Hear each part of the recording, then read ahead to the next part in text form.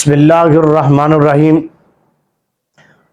الصلاۃ والسلام علیک یا سیدی یا سیدی یا سیدی یا سیدی یا رسول اللہ وعلی آلک واصحابک یا خاتم النبیین۔ بڑے سارے دوست اپنیاں گھراں دے اندر حویلیاں دے اندر لے جا کے جانوراں دیاں دکھاندے نے جی بیمار ہے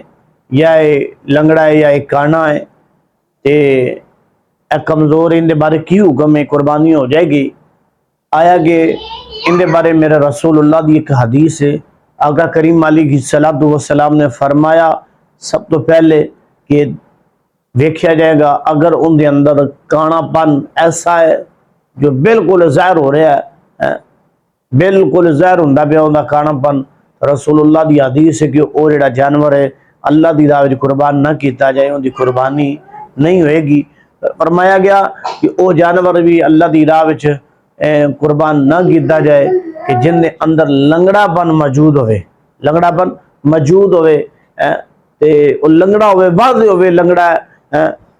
چلدا پھردا اپنا لنگڑا پن ظاہر کر رہا ہوئے، تو لہذا ایسا جانور بھی اللہ دی راہ وچ قربان کرنا جائز نہیں ہے۔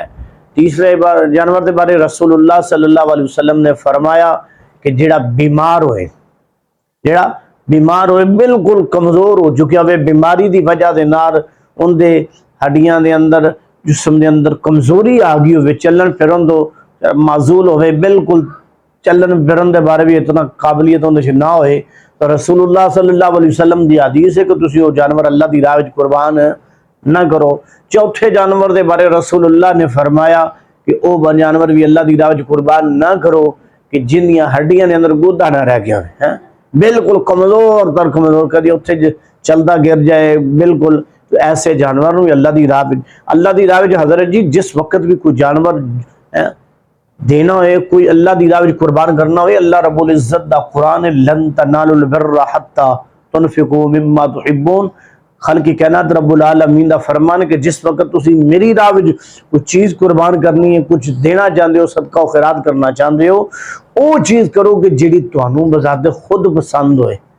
سمجھ آ رہی نا، خود پسند ہوئے۔ تو لہذا اسی خود کھانا ہوئے، پھٹیاں تو جا کے لے آنا ہوئے، تو کوئی اچھا جانور ویکھنے ہیں کہ اچھے جانور دا گوشت لے کے آنا ہے، تو جدو پھر اللہ دی راہ چ دینا ہوئے تو پھر انسان کو کوشش کرنی چاہیے جانور بھی خوبصورت لے کے اللہ دی راہ وچ یہ سنت ابراہیمی نو اچھے طریقے نال ادا کیتا جائے، یہ عمل اچھے طریقے نال ادا کیتا جائے۔ تو لہذا اس واسطے سانو اچھا جانور اللہ دی راہ وچ قربان کرنا چاہیے،